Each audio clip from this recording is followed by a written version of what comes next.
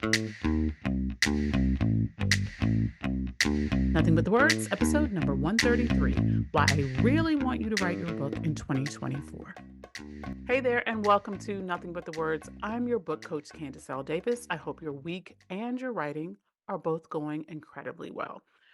In this episode, I want to do something a little bit different. I want to give you a little bit of a wake up call about writing your book now. I'm calling this episode Why I Really Want You to Write Your Book in 2024 because it really is coming from my deep desire to see you write your book.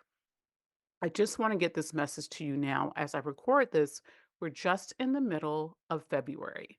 Quitter's Day, which apparently is the second Friday of January, I didn't know that, is behind us. And it's the unofficial day by which, according to surveys and studies, most Americans have already given up on their New Year's resolutions, whatever goals they set for the new year, they've already kind of quit. It doesn't really matter if they call them resolutions, they might call them goals or intentions, whatever they are, they're out the window by now. Regular gym goers, if you're one of them, this is probably you, look forward to February because they know most of the newbies who crowded the gym in January, most of them will stop coming by the end of this month. When we talk about New Year's goals, our tendency as a culture, as a society, as entrepreneurs, and as artists and writers is to focus on the people who quit, right? I get it. That is true of most people. Most people will give up. That's why they end up setting the same or similar New Year's goals and resolutions year after year after year. And I have done it too. This is not finger pointing. I've definitely done it in certain areas of my life. But I want to flip that around and focus on the people who make it. Every year, thousands of people set their goals and actually stick to them. They keep going to the gym. They keep lacing up their shoes every morning and going for a run. They take the steps to start their business, look for their dream job, plan that vacation, or, you know where I'm going here, write their book. I 100% do not believe everyone should write a book. If you just want to cobble together a few thousand words, slap your name on a cover, some generic template cover, and declare yourself an author, I would encourage you to find something else to do with your time and money. If people keep telling you to write a book, but the idea just bores you, annoys you, or turns you all the way off, I suggest you take a hard pass. This is not for everyone. But if you're listening to this podcast, there's a better than average chance that you actually care about the quality of the book you feel called to write. You might face some resistance, but the pull to write a book and send it out into the world to share your message or tell your story or grow your business, it doesn't just go away for you. And you are my people. And I want you to have the desires of your heart, especially your desire to become a successful author, however you define successful when it comes to your book. Even though I'm called in purpose to support authors in the making, like you, write books that matter, books that entertain, books that enlighten, books that grow your business in unexpected ways, that purpose is about you. It's about the author. And I want you to know you really should write your book in 2024. I don't really care what your reasons are for writing a book. I just care that you have a personal motivation that means enough to you to get it done. I care that you have your own reasons to write a book, even if you haven't been able to articulate those reasons fully yet, even if some other people in your life maybe don't have a lot of respect for your reasons and your goals. If that's you, if you feel called to write a book, if you care about the quality of your book, if you want to put out something lasting and positively impactful in the world, you and I, my friend, are on the same page. It doesn't matter if you're writing a novel, a memoir, self help book, personal development, professional development, narrative nonfiction, doesn't matter. We are on the same page. Make 2024 the year you write your book. Forget about goals, forget about resolutions for a minute. Let's put those things aside. Whether you are still writing today, mid February, when you hear this podcast episode, or whenever you hear it, and you've been writing every day since January 1st, or you haven't written the first word yet, just decide and commit. Decide and commit. Don't worry about the how yet. Decide and commit. Listen, we both know time is going to pass whether you write your book or not. 2024 is going to come to an end probably sooner than we expected. Always seems to go faster and faster.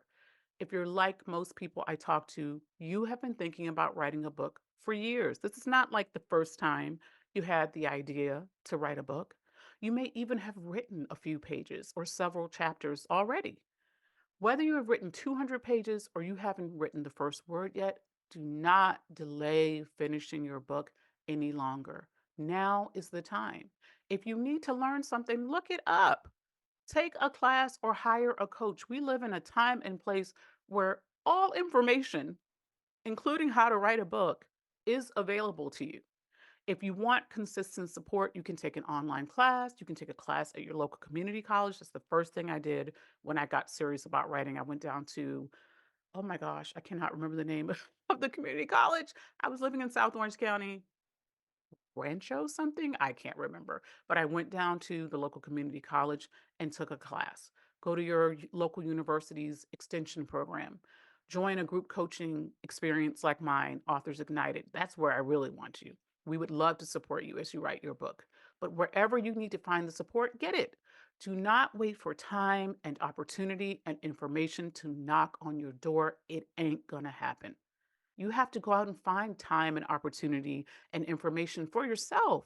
You are so resourced, friend. You are so resourced already. Everything you need to write a book that matters, a high quality book you can be so proud to have your name on, is out there if you will just commit and go get it. In my career as a ghostwriter, I wrote more than 30 books. Not pamphlets, not mini books. Some were longer than others, but these were real books. But I didn't do that without help. I had people who supported me along the way. And in the beginning, I had coaches and mentors. I took classes and hired a coach before I ever wrote that first book. She was not called a coach back then. Coaching was not the industry that it is. She was really more of a mentor, but she was paid.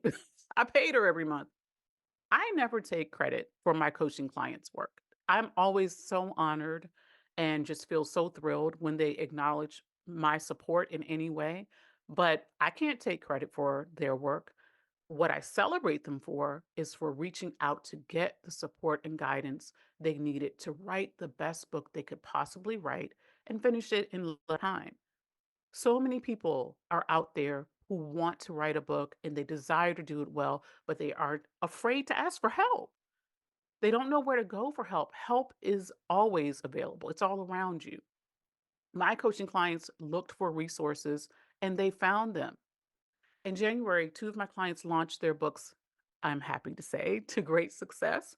One had a delightful book launch party, which I was lucky enough to be able to attend. She had a great turnout. Her book hit several bestsellers lists on Amazon. She had specifically targeted each of those lists because they were important to her for different reasons.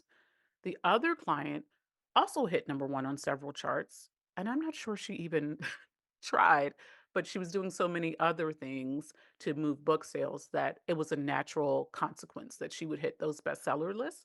And she has been on book tour to cities in the South where she has personal and professional connections, and the reception she has received has been really wonderful in each city, and primarily because she went places where she's already known and loved, which was incredibly smart. Each of these coaching clients started 2024 off with the kind of results many authors will never achieve. Here's the thing though, they both initially planned to launch their book last year. They wanted to publish in 2023. The process took a few months longer than they expected or wanted, but now they are published authors. They kept going. They're successful at what they set out to do. They are bestsellers because they decided 2023 would be the year they wrote their books. And they got it done. Even though they published in 2024, they made a decision. Now, did it hurt a little bit that they didn't launch on their original timeline? Probably, maybe. For just a second, they may have felt a little disappointment. But if they felt that disappointment, they did not sit in it. They did not remain in a state of disappointment. They kept going until their books were fully written and reviewed and edited and proofread and designed and published and for sale. They marketed and promoted. They stood behind the books that they had invested in writing. None of that would have happened if they hadn't at the beginning made a clear decision and stuck to it. Now, let's look at the other end of the commitment spectrum.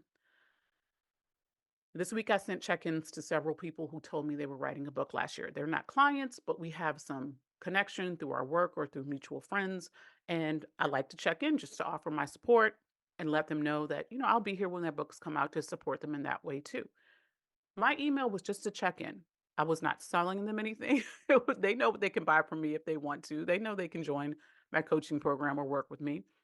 It was just my usual, how's the writing going email. Send those all the time. So far, with one exception, I have received radio silence. Now, when people have been writing, they typically cannot wait to update me and let me know how close they are to becoming an author. They're excited about it. So I don't want to assume, but based on my experience over the years, I would bet 4 out of 5 of those people has not made much progress on their book since we talked last year. I'm just going to go out on a limb and say that's what I think. Now, that does not make them failures. That's not a failure. It doesn't even mean that they will never write their books. For now, it just makes them like the majority of people who say they want to write a book and never actually do it. Do not let that be you. Choose to be like the person who keeps going to the gym, keeps eating salads, keep folding the laundry right after it dries. That is not me. Long after Quitter's Day has passed. Be one of those people. I want you to know there's a real cost to delaying your desire to become an author. So I want you to think about the missed opportunities to share your most important message with the world. Think about the prestigious speaking engagements you could land as an author, but which you struggle to get right now or even to apply for because you don't feel fully qualified. Think about the ways your book would multiply your audience so many times over. Think about the new clients and customers for my entrepreneurs out there who have never heard of you, but would find you through your book. My clients do that all the time. It absolutely works. Think about the whole new world you could introduce to your readers, people who don't know anything about your experience or about the story that you're telling. Think about the insights that you are literally the only person on earth who could have shared in the way your readers need to hear them. Think about the delight or the introspection or the action your book could inspire in your readers. You're missing out on all of that until you actually get your book written. Once you write and publish your book, it will open doors for you that you couldn't even see were there before you became an author.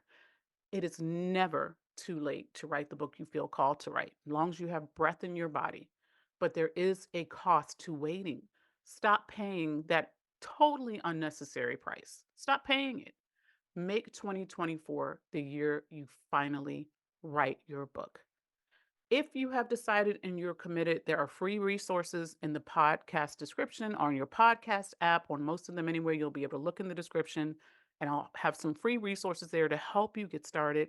Or you can follow me on Instagram at Candace L. Davis. I often share writing tips and motivation to keep you writing there. Follow me there, DM me, let me know what questions you have about the process. I'll be happy to answer you in the DMs. That's all for this week's episode, my friends. Thanks for listening to Nothing But the Words. I'm your book coach, Candace L. Davis. I will see you next time.